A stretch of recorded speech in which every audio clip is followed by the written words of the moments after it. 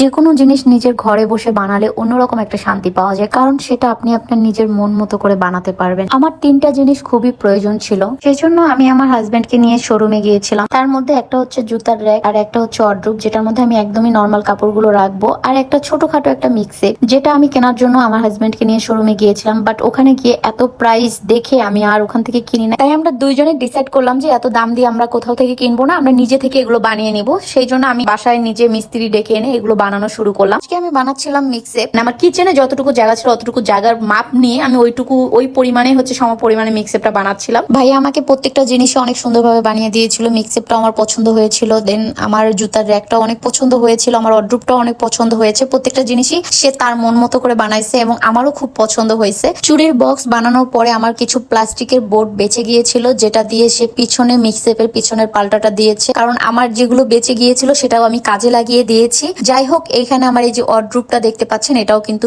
বানানো ওয়ার্ড্রোব, আমি নিজে বানিয়ে নিয়েছি মিস্ত্রি দিয়ে। দেখতেই পাচ্ছেন অনেক সুন্দরভাবে বানিয়ে দিয়েছে, কিন্তু আমার মন মতো হয়েছে, আমি মন মতো করে বানিয়েছি। এটা হচ্ছে আমার জুতার র্যাকটা। বাহিরের জুতার র্যাক গুলোর থেকেও আমি সবকিছু বেস্ট কোয়ালিটির দিয়ে আমি এই জুতার র্যাকটা বানিয়েছি। সো গাইস, আমি যেগুলো বানিয়েছি এগুলো নিজে মিস্ত্রি ঘরে এনে তারপরে কিন্তু কাজগুলো করেছিলাম। যখন আমি গিয়েছিলাম শোরুমে তখন আমার ওখানকার কোনো জিনিসই পছন্দ হয়নি, একে দ্বিতীয়ত প্রাইস অনেক বেশি ছিল। এই জন্য আমরা দুজন ডিসাইড করেছি যে আমরা ঘরে জিনিস বানাবো। তো ফাইনালি আমি এগুলো ঘরেই বানিয়ে ফেলেছি। আরেক দিক দিয়ে আমার ফ্যাক্টরি থেকে মাল চলে আসছে, অনেক ড্রেস কালেকশন চলে আসছে ঈদের জন্য। এদিকে আমার ঘরের অবস্থা খুবই খারাপ, খুবই বাজে অবস্থা। আমি কোন রকম ভাবে এগুলো সাইড করে রাখলাম। এই যে গাইস, ফাইনালি দেখেন মিক্সেপ আমার টোটালি কমপ্লিট, আর এত সুন্দর ভাবে তারা বানিয়ে দিয়েছে। মিক্সেপটা আমার সত্যি অনেক পছন্দ হয়েছিল। আমার জায়গা অনুযায়ী যতটুকু দরকার ছিল আমি অতটুকু মাপ দিয়ে মিক্সেপটা কিন্তু আমি তৈরি করে নিয়েছি। আর এখানে এই যে স্টিকার গুলো আমি বসাচ্ছিলাম, এই স্টিকার গুলো আসলে বসার মূল কারণ হচ্ছে মাঝে মধ্যে এখানে কিছু ঝুলিয়ে রাখা যাবে, যার জন্য এগুলো বসালাম। আর এদিক দিয়ে আমার হাজবেন্ড বলতিছে ও ফ্রিজটা বলে পরিষ্কার করবে, তাই আমি বললাম যে ঠিক আছে তুমি ফ্রিজটা পরিষ্কার করো, আমি কিছু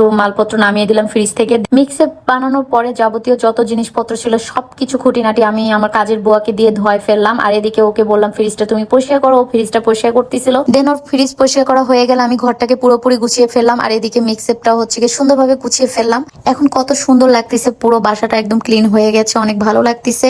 এই হচ্ছে গাইস আমার মিক্সেপের ফাইনাল লুক। আর আমার মিক্সেপটা আপনাদের কেমন লাগলো অবশ্যই কিন্তু কমেন্ট করে জানাবেন। সবাই ভালো থাকেন, সুস্থ থাকেন। আজকের মতো এখানেই বিদায় নিচ্ছি। আল্লাহ হাফেজ।